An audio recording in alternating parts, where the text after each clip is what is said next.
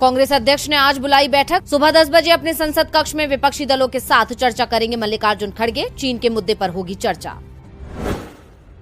तवांग झड़प के मुद्दे को आज फिर संसद में उठाएगा विपक्ष, करेगा सरकार का घेराव। कल इस मुद्दे के चलते विपक्ष ने किया था सदन से वॉकआउट। भारत जोड़ो यात्रा का आज 98वां दिन। राहुल गांधी के नेतृत्व में राजस्थान के दहलोद से शुरू हुई यात्रा, भारी संख्या में लोग हुए शामिल। झारखंड सरकार ने आज बुलाई कैबिनेट बैठक। प्रोजेक्ट भवन में होगी हेमंत सरकार की कैबिनेट बैठक। 19 दिसंबर से शुरू हो रहे विधानसभा सत्र को लेकर होगी चर्चा।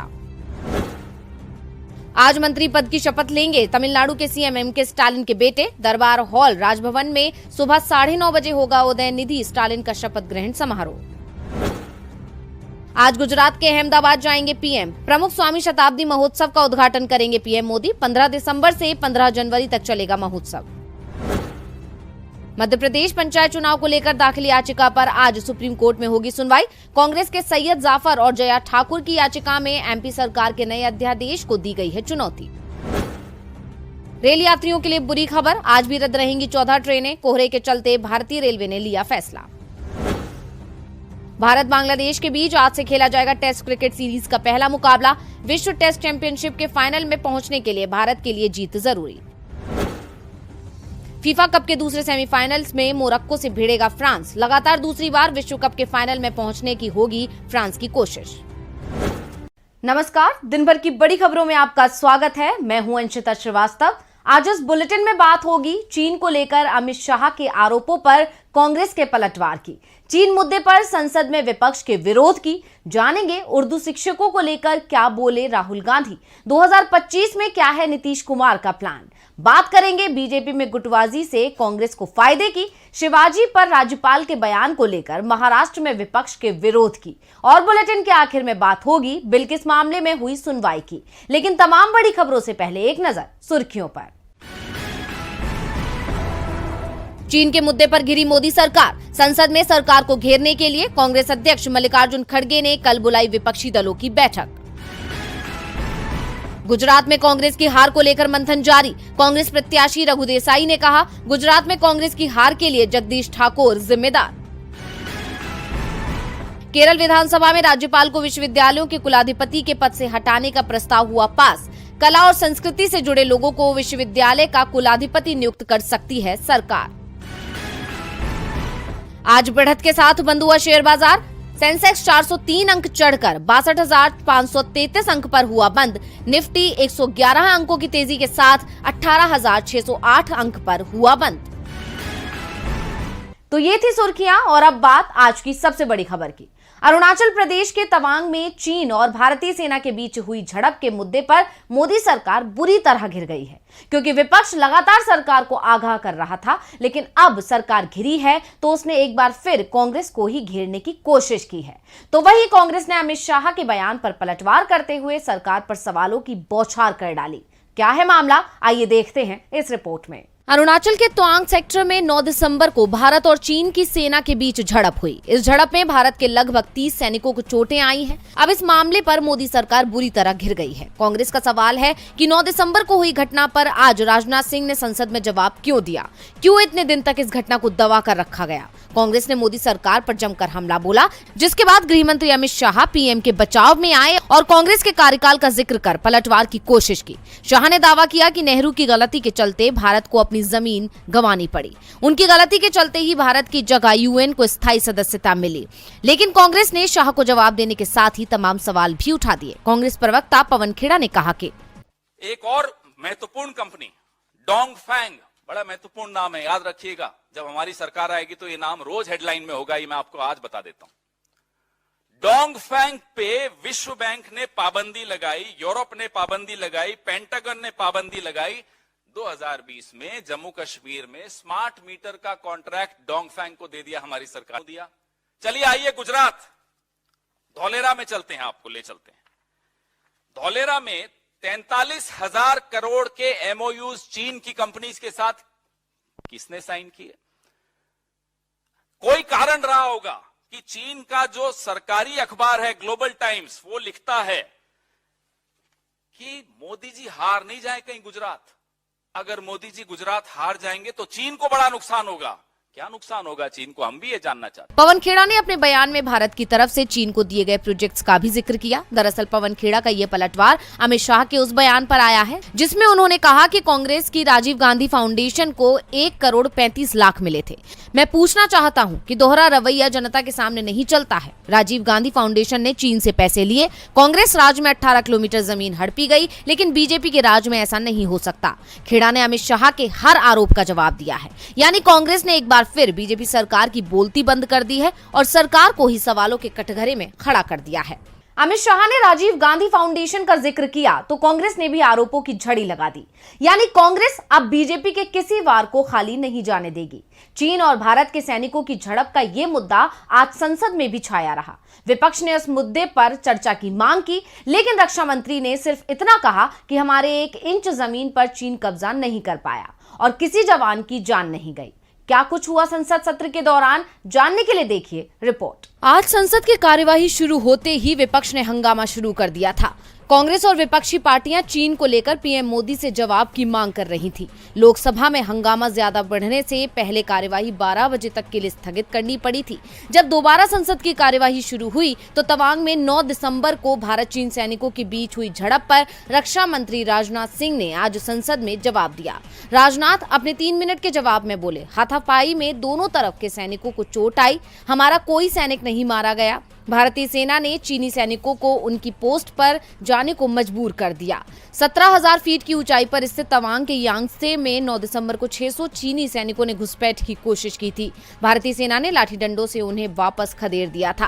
कांग्रेस सांसद और लोकसभा में विपक्ष के नेता अधीर रंजन चौधरी ने कहा कि चीन से निपटने के लिए सरकार की किस तरह की तैयारियां कर रही है, ये जानने का हमें अधिकार है। इससे पहले कांग्रेस नेता रणदीप सुरजेवाला, नासिर हुसैन, शक्ति सिंह गोहिल, रंजीत राजन और आप सांसद राघव चड्ढा ने भी इस मुद्दे पर चर्चा के लिए नोटिस दे दिया था। कांग्रेस नेता जयराम रमेश ने कहा कि देश से बड़ा कोई नहीं है, लेकिन मोदी जी अपनी छवि बचाने के लिए देश को खतरे में डाल रहे हैं। लोकसभा में विपक्ष पीएम मोदी के जवाब की मांग पर अड़ा है। उधर राज्यसभा में विपक्ष के सांसदों ने नारेबाजी की। कांग्रेस अध्यक्ष मल्लिकार्जुन खड़गे ने राज्यसभा में तवांग झड़प का मुद्दा उठाया। उन्होंने कहा कि चीन ने तवांग में हमारी सीमा में घुसपैठ की, ये बेहद गंभीर मामला है। बाद में दोनों सदन 12 बजे तक के लिए स्थगित हो गए। संसद की कार्यवाही शुरू होने के पहले राजनाथ ने अपने घर पर हाई लेवल मीटिंग बुलाई थी, जिसमें विदेश मंत्री S Jaishankar, CDS lieutenant general Anil Chauhan और तीनों सेनाओं के प्रमुख समेत तमाम अधिकारियों ने जानकारी दी, जिसके आधार पर राजनाथ सिंह ने कहा कि हमारी सेना को ज्यादा नुकसान नहीं हुआ है, जबकि विपक्ष सरकार के जवाब से संतुष्ट नहीं है। संसद में जब विपक्ष की बात नहीं सुनी गई तो विपक्ष ने सदन से वॉकआउट कर दिया। हालांकि ये पहला मौका तो नहीं है जब सदन में विपक्ष की बात को ना सुना गया हो। दरअसल हमेशा ही ऐसा होता रहा है। यही वजह है कि कांग्रेस को भारत जोड़ो यात्रा निकालनी पड़ी और अब ये यात्रा सफल हो रही है। तो कैसा रहा यात्रा का 97वां दिन, जानने के लिए देखिए रिपोर्ट। राहुल गांधी की यात्रा ने 97 दिन पूरे कर लिए हैं। आज की यात्रा का पहला फेज कंप्लीट होने के बाद कांग्रेस महासचिव जयराम रमेश ने बताया कि 16 दिसंबर को ही राहुल गांधी दौसा में एक प्रेस कॉन्फ्रेंस करने वाले हैं। 16 दिसंबर को यात्रा के 100 दिन पूरे हो जाएंगे। राजस्थान में राहुल गांधी की यात्रा का आज 9वां दिन है। आज सुबह यात्रा में एक बेरोजगार उर्दू टीचर ने राहुल के साथ अपनी समस्याओं को साझा किया। सवाई माधोपुर में इकराम अहमद ने कहा कि मुसलमानों को केवल वोट बैंक समझा जाता है और वोट के लिए याद किया जाता है, लेकिन जब मुसलमानों को हक देने की बात आती है तो वो नहीं मिलता। उर्दू टीचर की भर्ती इसका उदाहरण है। राहुल ने इस बेरोजगार युवक की बात सुनने के बाद कांग्रेस नेता डोटासरा से कहा कि युवकों की रोजगार नौकरी की दिक्कतों को हर हाल में दूर किया जाए। इसके बाद राहुल गांधी ने बेरोजगार उर्दू टीचर को गले लगाया और उर्दू टीचर से लेकर माइनॉरिटी की दिक्कतों को दूर करने का आश्वासन दिया। आज यात्रा में राहुल के साथ प्रियंका गांधी भी कदम से कदम मिलाती नजर आई। आज सवाई माधोपुर के करमोदा मदरसा छात्रों ने राहुल गांधी का जोरदार स्वागत किया। राहुल गांधी कुछ देर मदरसा छात्रों से मिलने के लिए रुके और उनसे बात भी की। राहुल गांधी भारत जोड़ो यात्रा के दौरान लगातार लोगों से मिल रहे हैं। राहुल किसान, मजदूर, व्यापारी, सामाजिक कार्यकर्ता, छात्र, खिलाड़ी से अलग अलग मुलाकातें कर रहे हैं। राहुल गांधी को पिछले हफ्ते भर में राजस्थान से जुड़ी कई समस्याओं के बारे में फीडबैक मिला है। समाज के अलग अलग लोगों ने राहुल से मिलकर सरकारी सिस्टम और योजनाओं से जुड़ी खामियां बताई हैं। लोगों से मिले फीडबैक के आधार पर राहुल गांधी ने सीएम अशोक गहलोत को कुछ बिंदुओं पर काम करने को कहा है। राहुल के सुझावों के आधार पर सरकार में अगले कुछ दिनों में बड़े फैसले होने की संभावना है। राहुल यात्रा में पार्टी संगठन को लेकर भी अलग अलग नेताओं से चर्चा कर रहे हैं, जो ये बता रहा है कि राहुल यात्रा के साथ साथ 2024 की तैयारी में भी जुटे हैं। राहुल गांधी ने बेरोजगार उर्दू टीचर को गले लगाया और उर्दू टीचर्स से लेकर माइनॉरिटी की दिक्कतों को दूर करने का आश्वासन दिया। राहुल गांधी के नेतृत्व में यात्रा शानदार प्रदर्शन कर रही है और सफल हो रही है, लेकिन क्या तेजस्वी के नेतृत्व में महागठबंधन सफल होगा? ये सवाल उठने शुरू हुए हैं सीएम नीतीश कुमार के ऐलान के बाद से। तो क्या है सीएम का ऐलान, जानेंगे रिपोर्ट में। बिहार में 2025 तक कोई बदलाव नहीं होगा, नीतीश कुमार महागठबंधन की ओर से सीएम रहेंगे। 2025 में विधानसभा चुनाव होगा तो राज्य का सीएम बदला जाएगा। बिहार के सीएम नीतीश कुमार ने साफ कर दिया है कि 2025 का विधानसभा चुनाव महागठबंधन तेजस्वी के चेहरे पर लड़ेगा। चुनाव जीतेगा, सरकार बनाएगा और तेजस्वी यादव बिहार के सीएम बनेंगे। विधानसभा के शीतकालीन सत्र के पहले दिन महागठबंधन विधानमंडल दल की बैठक बुलाई गई थी। बैठक में नीतीश कुमार ने तेजस्वी की ओर इशारा करते हुए ऐलान किया कि 2025 में तेजस्वी को आगे करना है, उन्हीं के नेतृत्व में चुनाव लड़ना है। नीतीश के बयान से साफ हो गया है कि 2025 तक बिहार में किसी तरह का बदलाव नहीं होगा। न तो वो एनडीए में वापस जा रहे हैं और न ही सीएम पद से इस्तीफा दे रहे हैं, जैसा बीजेपी के नेता लगातार दावा कर रहे हैं। इससे पहले सोमवार को नीतीश कुमार अपने गृह जिले नालंदा में डेंटल कॉलेज का उद्घाटन करने पहुंचे थे। उनके साथ डिप्टी सीएम तेजस्वी यादव भी थे। नीतीश ने नालंदा में कहा था कि हमें जितना काम करना था कर दिया, बिहार को जितना आगे बढ़ाना था उसमें अपना योगदान दिया। अब तेजस्वी यादव को ही देखना है, उन्हें आगे बढ़ना है। यानी 24 घंटे के अंदर नीतीश कुमार ने 2 बार तेजस्वी यादव को बिहार की कमान सौंपने की बात कर साफ कर दिया कि महागठबंधन में सीएम पद को लेकर कोई विवाद नहीं है। महागठबंधन विधायक दल की बैठक में नीतीश कुमार ने शराबबंदी का भी बचाव किया। उन्होंने कहा कि हमने महात्मा गांधी के सिद्धांतों पर चलते हुए बिहार में शराबबंदी लागू की। शराबबंदी नहीं थी तो कितना झगड़ा होता था, कितना झंझट होता था। सब ठीक हो गया है और आगे भी सब ठीक रहेगा। शराबबंदी को लेकर कोई भी अनाप शनाप बातें ना करें, क्योंकि सबके समर्थन से शराबबंदी हुई थी। नीतीश कुमार ने कहा कि महागठबंधन तेजस्वी यादव के नेतृत्व में चुनाव लड़ेगा। 2025 के लिए महागठबंधन ने अभी से अपनी तैयारियों को तेज कर दिया है, जिससे बीजेपी की टेंशन बढ़ गई है। वैसे टेंशन में तो बीजेपी राजस्थान को लेकर भी है, क्योंकि यहां 2023 के आखिर में चुनाव है और इस राज्य में भी पार्टी हिमाचल की तरह ही गुटबाजी से जूझ रही है। बीजेपी मजबूत और अनुशासित पार्टी होने का दावा करती है, लेकिन उसके इस दावे की हवा हिमाचल में मिली हार ने निकाल दी है। अब जो खबरें आ रही हैं उसके मुताबिक हिमाचल में हार की सबसे बड़ी वजह पार्टी की गुटबाजी थी। वैसे हिमाचल के अलावा कई राज्यों में बीजेपी आंतरिक कलह का सामना कर रही है, जिनमें सबसे ऊपर राजस्थान है, जहां वसुंधरा राजे सिंधिया बनाम गजेंद्र शेखावत और सतीश पूनिया के बीच कलह है। पूर्व सीएम वसुंधरा राजे और केंद्रीय मंत्री गजेंद्र शेखावत के बीच अदावत की खबरें आती रहती हैं। प्रदेश अध्यक्ष सतीश पूनिया के खिलाफ भी वसुंधरा गुट लगातार मोर्चा खोल रहा है। राजस्थान की तरह कर्नाटक में भी पार्टी के भीतर गुटबाजी चरम पर है। यहाँ पूर्व सीएम येदियुरप्पा और वर्तमान सीएम बीएस बोम्मई गुट आमने सामने है। उसके बाद मध्य प्रदेश में भी शिवराज सिंह चौहान और सिंधिया गुट आमने सामने हैं। 2018 में छत्तीसगढ़ में भी बीजेपी को करारी हार का सामना करना पड़ा था। पार्टी ने संगठन को फिर से मजबूत करने के लिए कई प्रयोग किए, लेकिन गुटबाजी की वजह से सब फेल हो गया। यहाँ पूर्व सीएम रमन सिंह, पूर्व नेता प्रतिपक्ष धर्मपाल कौशिक, पूर्व अध्यक्ष विष्णुदेव साय गुट सक्रिय है। इन्होंने भी बीजेपी नेतृत्व के नाक में दम कर रखा है। 2023 में कर्नाटक, मध्य प्रदेश, राजस्थान और छत्तीसगढ़ में विधानसभा का चुनाव होना है। इनमें कर्नाटक और मध्य प्रदेश में बीजेपी की सरकार है, जबकि छत्तीसगढ़ और राजस्थान में कांग्रेस की सरकार है। मिशन 2024 में जुटी बीजेपी के लिए जहां 2 राज्यों में सरकार बचाने की चुनौती है, वहीं 2 राज्यों में जीत दर्ज करने की भी। लेकिन बीजेपी की गुटबाजी इन राज्यों में कांग्रेस का फायदा करा सकती है। कर्नाटक और मध्य प्रदेश में मौजूदा सियासी परिदृश्य पर नजर डालें तो यहाँ कांग्रेस तेजी के साथ मजबूत हो रही है। राहुल की भारत जोड़ो यात्रा ने कांग्रेस के पैर मजबूत कर दिए हैं और अगर बीजेपी इस गुटबाजी का शिकार रहती है तो इसका फायदा कांग्रेस को मिल सकता है। राजस्थान बीजेपी के अंदर चल रही गुटबाजी का फायदा कांग्रेस को होगा और बीजेपी को हिमाचल की तरह ही इस राज्य में भी हार का मुंह देखना पड़ेगा। यानी ये गुटबाजी बीजेपी को भारी पड़ने वाली है। वैसे बीजेपी को भारी तो महाराष्ट्र के राज्यपाल का विवादित बयान भी पड़ गया और उनका विरोध इतना बढ़ गया कि विपक्ष ने आज बंद का आह्वान किया। तो कैसा रहा बंद का असर, देखिए रिपोर्ट। पुणे की सड़कों पर आज सन्नाटा पसरा हुआ है। वजह है भगत सिंह कोश्यारी का वो विवादित बयान जो उन्होंने शिवाजी महाराज के लिए दिया था और यही वजह है कि कोश्यारी के विरोध में विपक्षी दलों और मराठा संगठनों ने आज पुणे बंद का आह्वान किया है, जिसका असर आज सुबह से ही देखने को मिल रहा है। दुकानें भी बंद हैं। हालांकि शहर में बंद के दौरान मेडिकल की दुकानों को बंद नहीं किया गया, जबकि जरूरी वस्तुएं और सेवाएं जैसे किराना की दुकान, दूध की दुकान मंगलवार सुबह 10 बजे से दोपहर 3 बजे तक के लिए बंद रखने को कहा गया। Federation of trade association of Pune FATP ने भी बंद का समर्थन किया है। पुणे बंद के दौरान किसी भी अप्रिय घटना को रोकने के लिए बड़ी संख्या में पुलिस कर्मियों को तैनात किया गया। इतना ही नहीं, शिवाजी महाराज पर राज्यपाल कोश्यारी की विवादास्पद टिप्पणी के विरोध में आज सुबह मराठा संभाजी ब्रिगेड सहित कई संगठनों और विपक्षी दलों ने पुणे में मौन मार्च निकाला और बंद को अपना समर्थन दिया। राष्ट्रवादी कांग्रेस पार्टी यानी NCP के पुणे अध्यक्ष प्रशांत जगताप ने कहा कि राज्यपाल कोश्यारी ने महाराष्ट्र का अपमान किया है। भाजपा को छोड़कर सभी दलों ने बंद का समर्थन किया है। गुलटेकड़ी बाजार यार्ड में थोक विक्रेताओं और श्रमिकों के संघों ने बंद को समर्थन देने की घोषणा की। सब्जियों, फलों और फूलों की लोडिंग और अनलोडिंग बंद रही। जहां एक तरफ बंद का असर पूरे शहर में नजर आया, इसके अलावा कांग्रेस की शहर इकाई के प्रमुख अरविंद शिंदे ने कहा कि राज्यपाल भगत सिंह कोश्यारी को छत्रपति शिवाजी महाराज के खिलाफ अपने बयान के लिए इस्तीफा दे देना चाहिए। उन्होंने आगे कहा, बीजेपी को टिप्पणी के लिए माफी मांगनी चाहिए। बता दें कि कोश्यारी ने एक समारोह में कहा था कि अगर कोई पूछता है कि आपका आइकन कौन है तो आप उन्हें यही महाराष्ट्र में पाएंगे।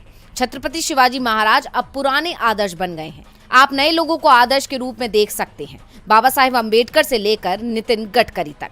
अब कोश्यारी के इसी बयान पर विवाद छिड़ा हुआ है और उनके इस बयान ने बीजेपी को मुश्किल में फंसा दिया है। अब देखना होगा कि बीजेपी आलाकमान इस मामले में कब कोई फैसला लेता है।